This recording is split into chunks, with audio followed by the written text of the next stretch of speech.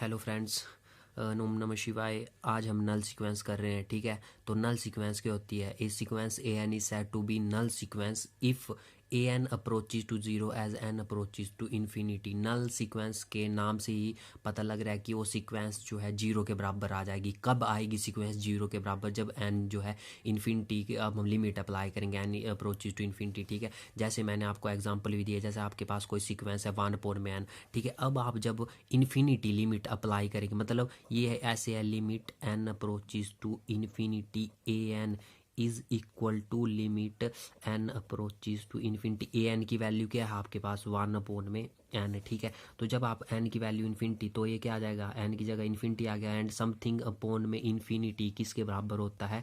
Zero के बराबर, ठीक है। समथिंग अपॉन में infinity is zero, that's why वही लिखा है मैंने कि 1/n अप्रोचेज टू जीरो। इसका मतलब है कि 1/n किसके बराबर आ जाएगा? जीरो के बराबर आ जाएगा। कब आएगा? जब हम एन की जो है लिमिट क्या अप्लाई करेंगे? N approaches to infinity apply करेंगे, ठीक है।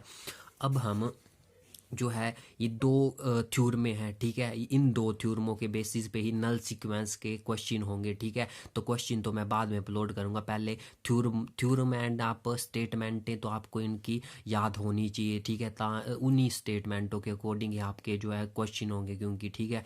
तो जैसे पहली स्टेटमेंट है, limit n approaches to infinity a n plus 1/an is equal to L, ठीक है। एल क्या है? लिमिट है, ठीक है, मैं बता चुका हूँ। Where absolute value of L is less than 1, then limit n approaches to infinity a n is equal to 0, ठीक है। पहली स्टेटमेंट, दोनों स्टेटमेंट सेम ही है, बस ये एल का फ़र्क है। एक में एल ग्रेटर देन 1 है, तो यहाँ पे जब ग्रेटर देन 1 होगी एब्सोल्यूट वैल्यू, तो यहाँ पे आ जाएगा इन्फिनिटी। जब लेस देन 1 होगी तो यहाँ पे आ जाएगा 0, ठीक है।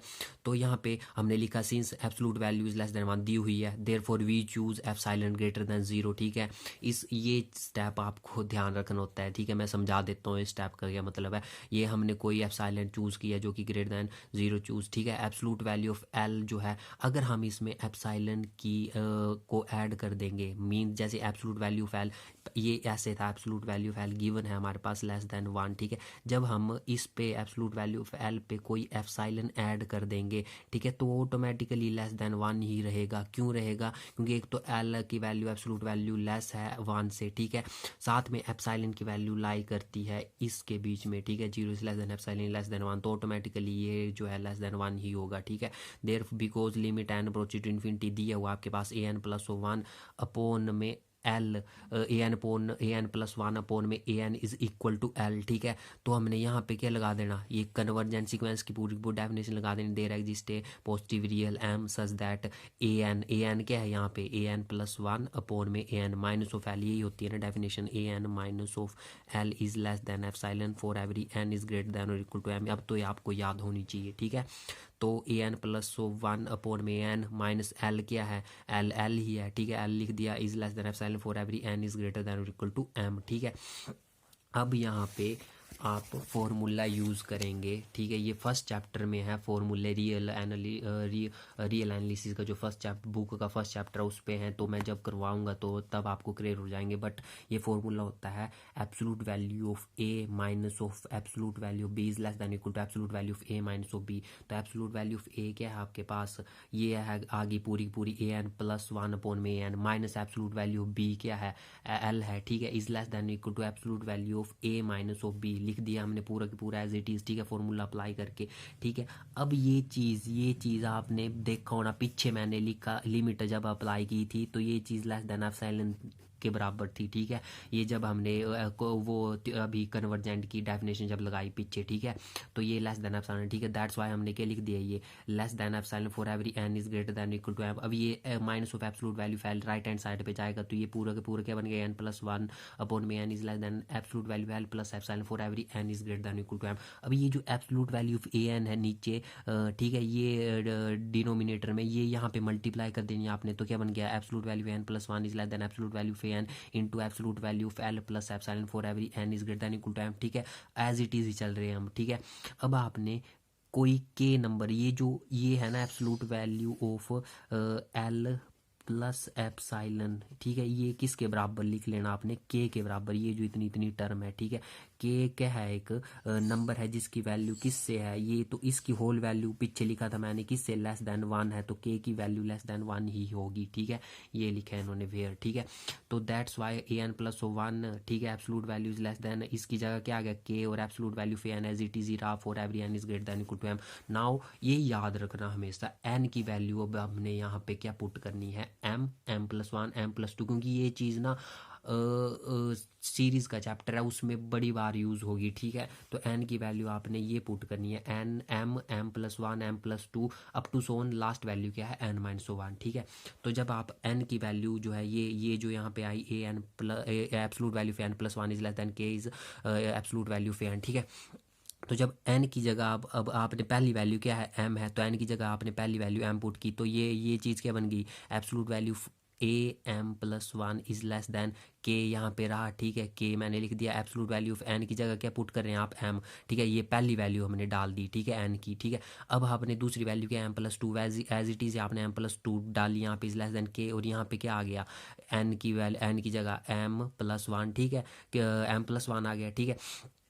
अब आप एब्सोल्यूट वैल्यू एन की जगह क्या डाल लेंगे, अब आप एन की तीसरी वैल्यू क्या है एम प्लस 2, तो एन की जगह एम प्लस 2 डालेंगे, तो ये ऐसे बन जाएगा ना जैसे ये है ए एन प्लस 1, ठीक है। अब एम की वैल्यू आपने क्या डाल रहे हैं, आप एम प्लस 2 डाल रहे हैं, तो जब ए एम प्लस 2 डाल लेंगे प्लस साथ में क्या है 1, ठीक है, ठीक है, तो ये क्या बन जाएगा absolute value of a m plus 3 बन जाएगा, वही लिखा हमने यहाँ पे, वैसे ही ऐड कर रहे हैं, ठीक है, इज लेस देन के, और यहाँ पे क्या है ए एन है, ठीक है, एन की जगह आप क्या डाल रहे हैं एम प्लस 2, तो थर्ड वैल्यू ये लेस देन आ गई, और के यहाँ पे, और यहाँ पे एम प्लस 2 है, मतलब एक वैल्यू एम प्लस 2 आ जाएगा, ठीक है, क्योंकि यहाँ पे क्या है आप एम प्लस 2 जा रहे हैं, एन है यहाँ पे, ठीक है।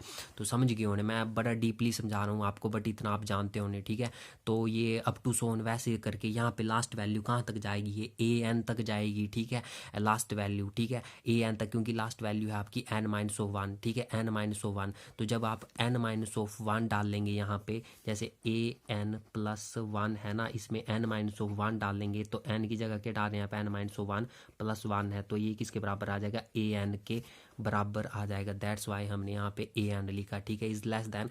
अभी ये मैं बताता हूँ आपको एन माइनस एम कैसे लिखा हमने, और ये वैल्यू देखो, जैसे ये वैल्यू है ना एम प्लस 1, ठीक है, ये वैल्यू जो है ये एम प्लस 1, ये वैल्यू इससे कट जाएगी, ठीक है, वैसे ही एम प्लस 2 की वैल्यू इससे कट जाएगी, ठीक है, वैसे ही करके ही ठीक है, तो ये कट जाएगी। अब ये हमने एन माइनस 1 कैसे लिखा, ठीक है, तो लास्ट वैल्यू कहाँ तक आएगी, एम तक ही आएगी, दैट्स वाई हमने absolute value of a m लिखा यहाँ पे, ठीक है। एंड ये जो के ऊपर एन माइनस 1 लिखा, मल्टीप्लाई जब किया इन इक्वेशनों को, जब हम मल्टीप्लाई करेंगे तब कैंसिल होगी ये वैल्यू इस वैल्यू से, और ये वैल्यू एम प्लस 2 इस वैल्यू से, वैसे ही एक वैल्यू आएगी वो, ठीक है। तो आप जब आप मल्टीप्लाई करेंगे इन इक्वेशनों को, ठीक है, तो हमेशा याद रखना फॉर्मूला होता है last term plus last term minus first term, ठीक है, प्लस 1, ठीक है। तो लास्ट टर्म क्या है आपके पास, यहाँ पे आपने लास्ट क्या पुट किया था एन माइनस 1, ठीक है, मैंने लिख दिया एन माइनस 1। फर्स्ट टर्म क्या आपके पास एम है माइनस ऑफ फर्स्ट टर्म, ठीक है, जो फॉर्मूला बोल रहा है मैं वही लिख रहा हूँ, ठीक है, प्लस क्या है बोल रहा है फॉर्मूला 1, ठीक है, तो माइनस 1 प्लस 1 कट गया, तो ये क्या आ गया एन माइनस 1, दैट्स वाई के की पावर क्या आ गई एन माइनस 1। और जब हम ऐसे लिखते हैं के की पावर एन माइनस 1, तो इसको हम ऐसे भी लिख सकते हैं ना, k raised to power n upon में k raised to power M, जब ये ऊपर जाएगा तो एन माइनस एम बन जाएगा, क्योंकि आधार जब बराबर हो, आधार मतलब बेस जब बराबर हो तो शक्तियाँ क्या हो जाती हैं, ऐड हो जाती हैं, तो यहाँ पे आधार बराबर है, बट ये ऊपर जा रही है टर्म, ठीक है, तो ये नेगेटिव एम हो जाएगी, ठीक है।